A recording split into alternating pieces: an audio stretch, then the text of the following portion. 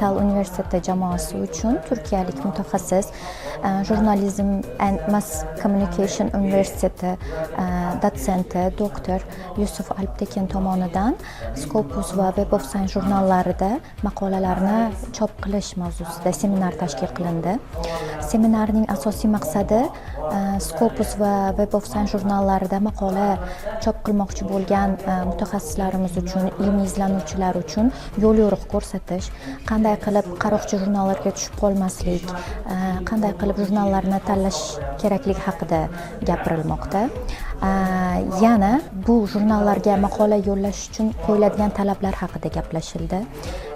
Ya'ni maqolani bo'limlari haqida gaplashilmoqda. Bu kelajakda mustaqil ilmiy izlanuvchilar va magistratura talabalari uchun ham o'zini foydasini ko'rsatadi.